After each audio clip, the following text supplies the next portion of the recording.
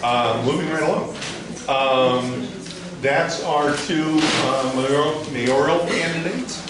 And now we begin our city council candidates. Again, my random shuffling of people. Ada Recinos is our next speaker.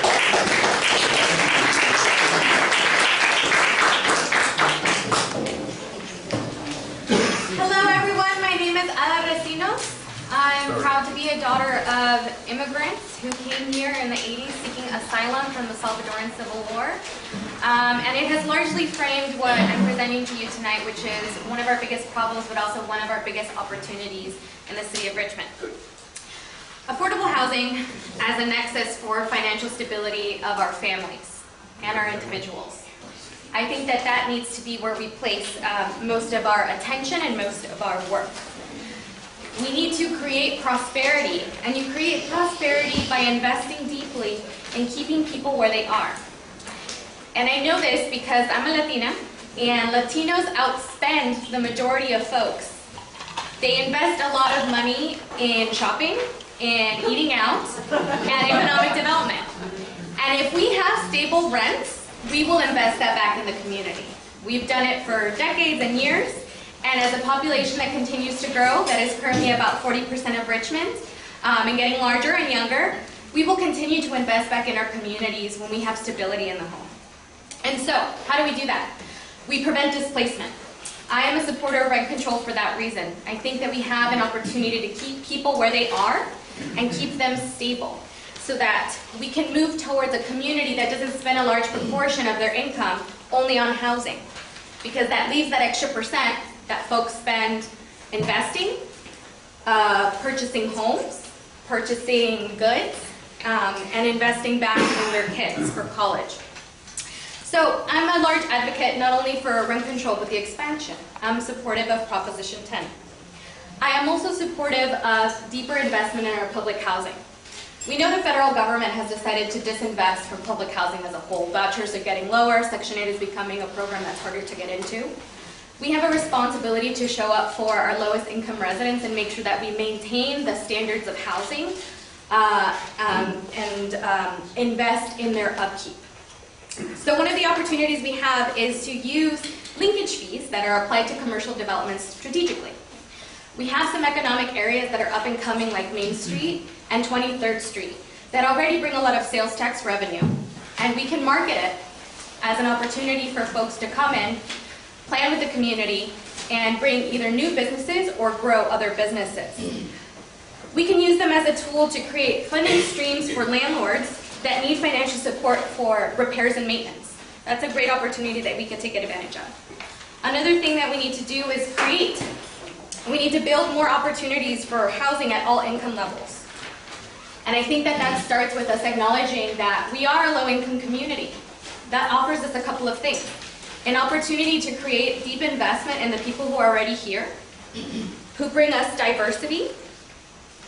We can also implement our in-lieu fees to make them very competitive so that it becomes a very difficult choice for the developer to say, is it better for me to pay these fees or should I just build the affordable housing?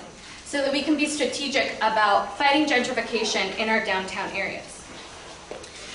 We can create simple marketing plans with our Economic Development Commission and some of our nonprofits in the area so that we can develop hotspots for developers to feel like there's going to be someone who will be a concierge for them if they're interested in coming into our commercial areas.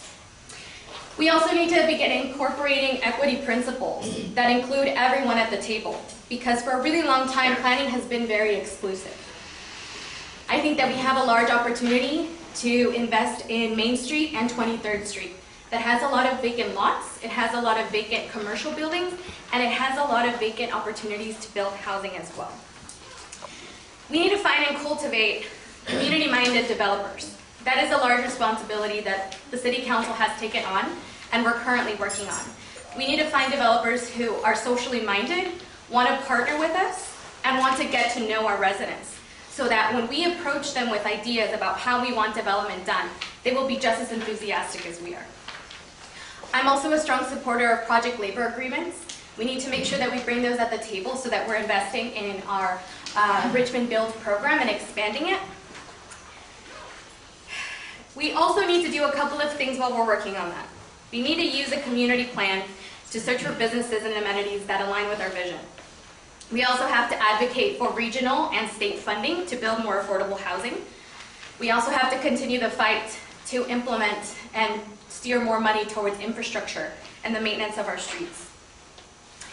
We need to build complete streetscapes that acknowledge that not only is this a transit-oriented city with people in their cars, we want to be able to walk it. A lot of the entrepreneurs on 23rd Street want people to stop by their shops. And if we make it friendly for them to be able to walk because there's trees and shade and now there's bike lanes for the kids, they're going to be more invested in facade improvements. And then we also have to be able to match those facade improvement grants. We have to be able to meet our small business entrepreneurs where they are. And last but not least, we need to build relationships with alternative housing experts.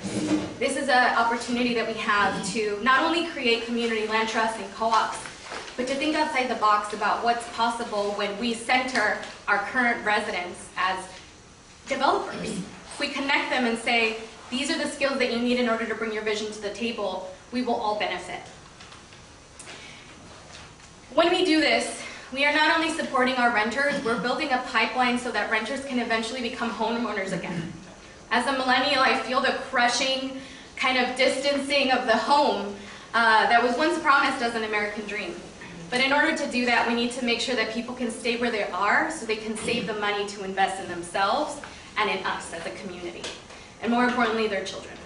And so, with that being said, I think affordable housing continues to be a challenge, but it's also one of the most exciting things that we can all get involved in.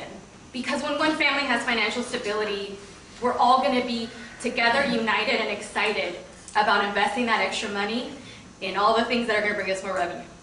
Thank you.